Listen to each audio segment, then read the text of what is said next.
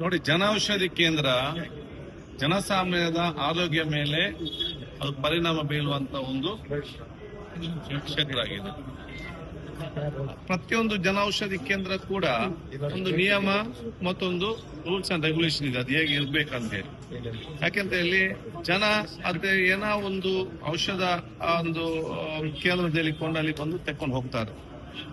ಅಲ್ಲಿ ಹೋದಾಗ ಅದು ಸರಿಯಾಗಿ ನಡೀತಾ ಇದೆ ಇಲ್ವಾ, ಅಲ್ಲಿ ಏನಾದ್ರೂ ಹೆಚ್ಚು ಕಮ್ಮಿ ಆಗ್ತದಿತ್ತ, ಅಲ್ಲಿ ಮದ್ದು ಬಿಟ್ಟು ಬೇರೆ ಏನಾದ್ರು ಮಾರುತ್ತಾರ ಇದೆಯಾ?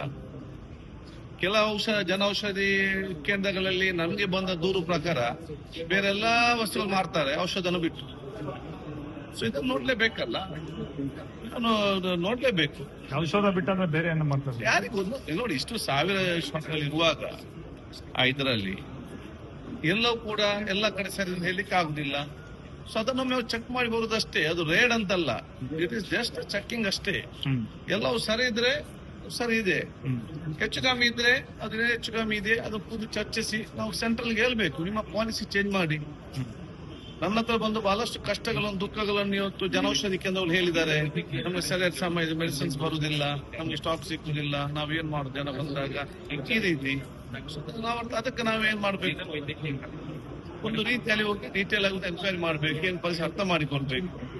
ಅದಕ್ಕೆ ಅದು ರೇಡ್ ಅಂತ ಅಲ್ಲ, ಅದು ಬಹುಶಃ ಅಲ್ಲಿ ಹೋಗಿ ಅಲ್ಲಿ ಪರಿಸ್ಥಿತಿ ಏನಿದೆ, ಅದು ವಿಚಾರ ಏನಿದೆ ಅದನ್ನು ತಿಳಿದುಕೊಂಡು ಅದನ್ನು ಇನ್ನೂ ಚೆನ್ನಾಗಿ ಉತ್ತಮವಾಗಿ ಅದನ್ನು ನಡೆಸಿಕೊಳ್ಳಿಕ್ಕೆ, ಮತ್ತೆ ಯಾರು ನಡೆಸ್ತಾರೆ ಅವರ ಟೆನ್ಷನ್ ಕಡಿಮೆ ಮಾಡ್ಲಿಕ್ಕೆ, ಅವ್ರಿಗೆ ಇರುವಂತ ಸಮಸ್ಯೆಯನ್ನು ಕೇಂದ್ರ ಸಚಿವ ಚರ್ಚೆ ಮಾಡ್ಲಿಕ್ಕೆ ಬೇಕಾಗಿ ಇವತ್ತು ಮಾಡಿದಂತಹ ಒಂದು ಅವರ ಇನ್ಸ್ಪೆಕ್ಷನ್ ಅಲ್ಲದೆ it is not and rate ಅಲ್ಲ ಸರ್. ಇವ್ರು ಹೇಳ್ತಾ ಇರ್ತಕ್ಕಂಥ ಯಾರು ಸರಿಯಾಗಿ ಜನೌಷಧಿ ಕೇಂದ್ರ ನಡೆಸ್ತಾರೆ ಅವರು ಅಪವಾದನ ಮಾಡುವುದಿಲ್ಲ, ಯಾರು ಜನೌಷಧಿ ಕೇಂದ್ರ ಸರಿಯಾಗಿ ನಡೆಸುವುದಿಲ್ಲ ಅವ್ರ ಮಧ್ಯದ ಅಪಾದನೆ ಮಾಡುವಂತದ್ದು.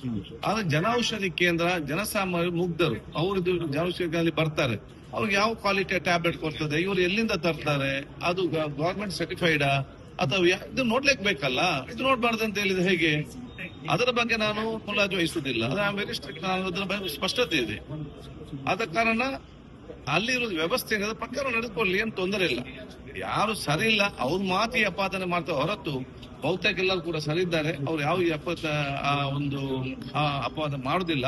ಬಹಳ ಜನ ನನಗೆ ಬಂದು ಕೂಡ ಹೇಳಿದ್ದಾರೆ, ನನ್ನ ರೀತಿ ಸಮಸ್ಯೆ ಇದೆ, ನಾನು ನಿಮ್ಮ ಸಮಸ್ಯೆ ಬಗೆಹರಿಸ್ತೇನೆ, ಮತ್ತೆ ಜನರಿಗೆ ಮೋಸ ಮಾಡ್ಲಿಕ್ಕೆ ಹೋಗ್ಬೇಡಿ, ಜನರಿಗೆ ನೀವು ತೊಂದರೆಗೊಳ್ಳಿಕ್ಕೆ ಹೋಗ್ಬೇಡಿ, ನಾನು ಬಹಳ ಸ್ಪಷ್ಟವಾಗಿ ಹೇಳಿದ್ದೇನೆ, ಅದಕ್ಕೆ ಅನುಗುಣವಾಗಿ ನಡ್ಕೊಳ್ತೇನೆ.